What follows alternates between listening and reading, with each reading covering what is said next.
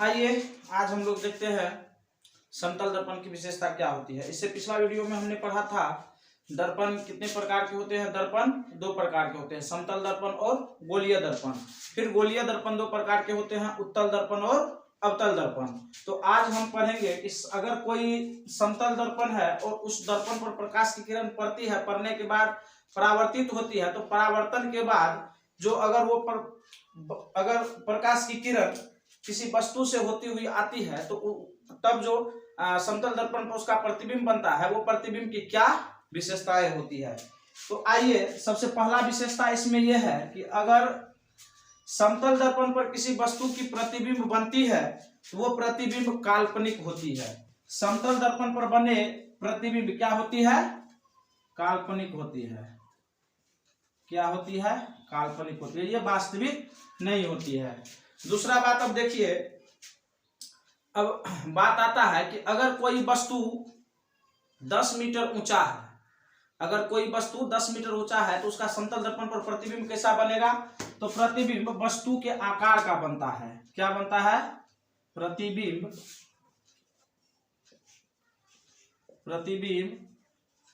वस्तु के आकार का बनता है।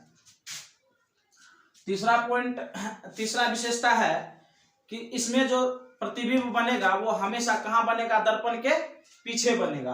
प्रतिबिंब कहां बनेगा? प्रतिबिंब दर्पण के पीछे बनता है। अगला गुण क्या है कि अगर समतल दर्पण को हम अगर x डिग्री पर घुमाते हैं या थीटा डिग्री कोण पर घुमाते हैं तो प्रतिबिंब कितना घूमेगा? 2 थीटा कोण पर घूमेगा। अगर दर्पण को थीटा कोण पर घुमाया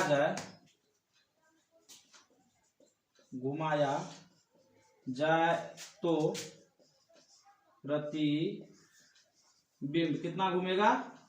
2 थीटा कोण पर घूमेगा। कितना पर घूमेगा?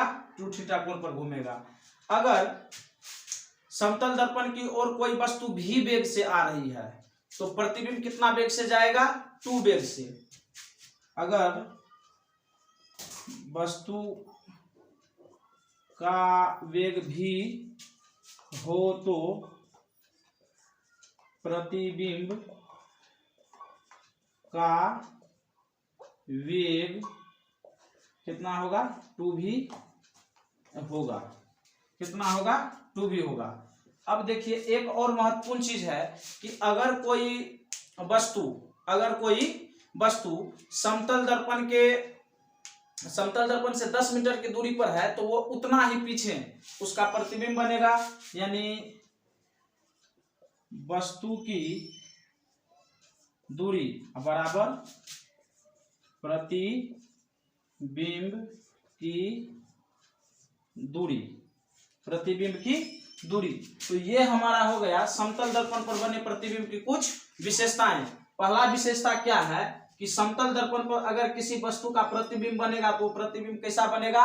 काल्पनिक बनेगा। दूसरा, प्रतिबिंब वस्तु के आकार का बनेगा, यानी अगर 10 मीटर ऊंचा वस्तु है तो प्रतिबिंब भी उतना ही बड़ा बनता है। प्रतिबिंब कहां बनेगा? दर्पण के पीछे बनता है। दर्पण को थीटा, अगर किसी समतल दर्पण को हम थीटा कोण पर घुमाते हैं तो प्रतिबिंब 2 थीटा घुमा हुआ हमें महसूस होता है। अगर कोई वस्तु का वेग भी हो और वो दर्पण पर आ रही हो तो उसका प्रतिबिंब का वेग कितना हो जाएगा? 2 भी, यानी दुगुनी हो जाती है। और अगर कोई वस्तु x मीटर दूरी पर हो, यानी बस अगर प्रतिबिंब से कोई वस्तु x मीटर की दूरी पर हो तो उतना ही दूर उसका क्या बनेगा? प्रतिबिंब बनेगा। तो अब हम पढ़ते हैं गोलीय दर्पण किसे कहते हैं। तो देखिए गोलीय दर्पण क्या होता है, बताए थे आपको कि गोलीय दर्पण किसी खोखले गोले का एक भाग होता है। गोलीय दर्पण किसी खोखले गोले का क्या होता है? एक भाग होता है। हमने आपको बताया था दर्पण दो प्रकार के होते हैं, समतल दर्पण और गोलीय दर्पण। तो समतल दर्पण को हमने कवर किया। अब हम लोग पढ़ेंगे गोलीय दर्पण। गोलीय दर्पण कितने प्रकार के? 2 प्रकार के। एक होता है उत्तल दर्पण और एक होता है अवतल दर्पण। एक होता है उत्तल दर्पण और एक होता है अवतल दर्पण। अब बात आता है कि हम लोग उत्तल दर्पण किसको कहेंगे? तो उत्तल दर्पण किसको कहेंगे? वैसा दर्पण जिसका परावर्तक सतह क्या हो? बाहर की ओर उभरा हुआ हो। वैसा दर्पण जिसका परावर्तक सतह क्या हो? बाहर की ओर उभरा हुआ हो। तो ये जो दर्पण हो गया हमारा, कौन सा दर्पण हो गया? उत्तल दर्पण। और वैसा दर्पण जिसका परावर्तक सतह अंदर की ओर धसी हुई हो, ऐसे दर्पण को हम लोग क्या कहते हैं? अवतल दर्पण कहते हैं। यहां तक आप लोगों को क्लियर हो गया। अगर आप लोग परिभाषा लिखना चाहेंगे तो लिखेंगे उत्तल दर्पण वैसा गोलीय दर्पण जिसका परावर्तक सतह बाहर की ओर उभरी हो। ये देखिए परावर्तक सतह है ना,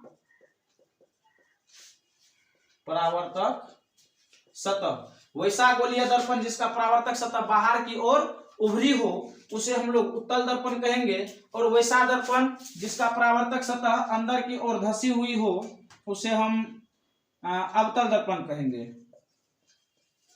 परावर्तक सतह अंदर की ओर धसी हुई हो उसे हम क्या कहेंगे? अवतल दर्पण कहेंगे। अब देखिए जो दर्पण है, दर्पण से संबंधित कुछ मुख्य बातें आती है।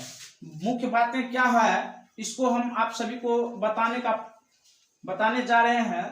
दर्पण से संबंधित मुख्य बातें क्या हो गया? तो सबसे पहले हमारा टर्म आता है वक्रता केंद्र। क्या आता है? वक्रता केंद्र।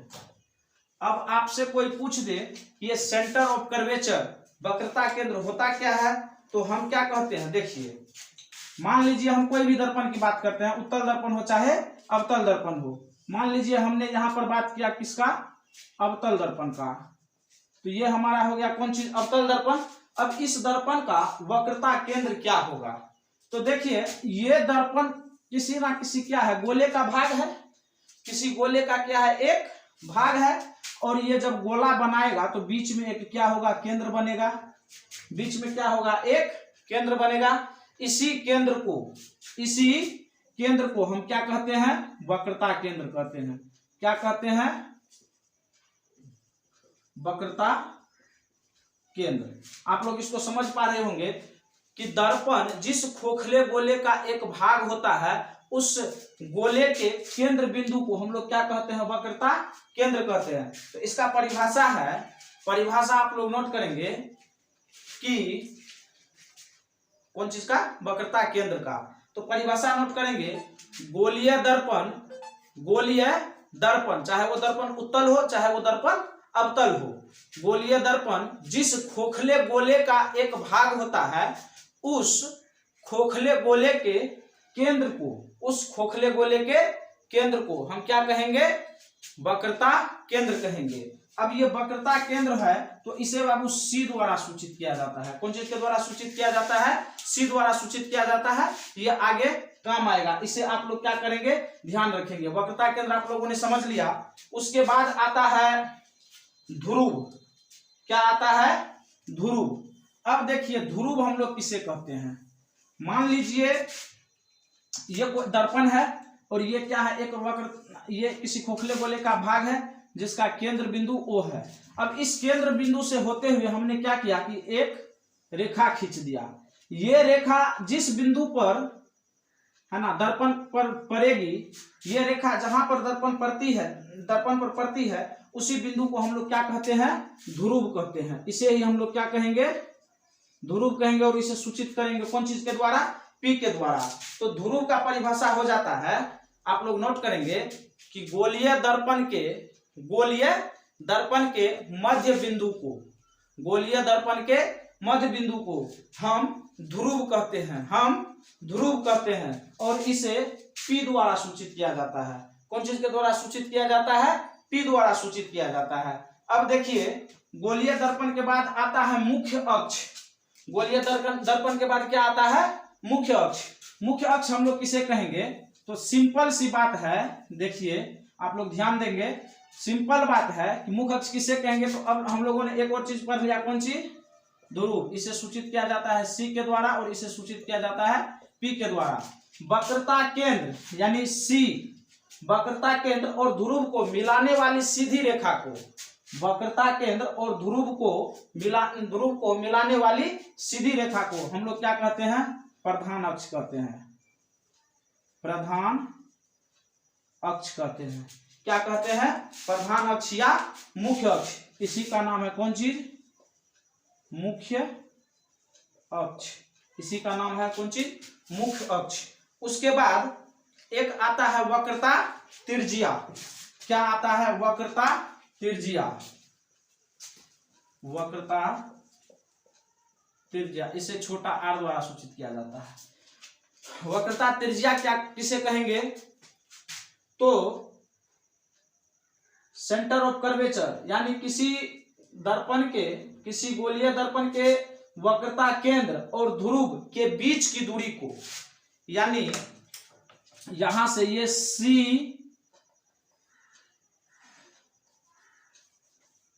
वक्रता केंद्र और ध्रुव के बीच के दूरी को हम लोग क्या कहेंगे? वक्रता त्रिज्या। वक्रता त्रिज्या R कहेंगे। यहां तक आप लोग क्लियर हो गया? अगर परिभाषा नोट करेंगे तो लिखेंगे किसी गोलीय दर्पण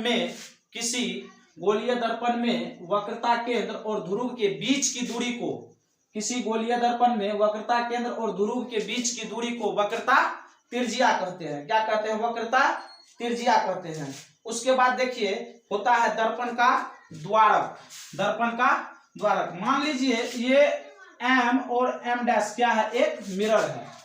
M और M डैश एक क्या है? मिरर है। तो इसकी जो चौड़ाई होगी, इसका जो चौड़ाई होगा, वही चौड़ाई को हम क्या कहेंगे? दर्पण का द्वारक। दर्पण का द्वारक। परिभाषा क्या हो जाएगा?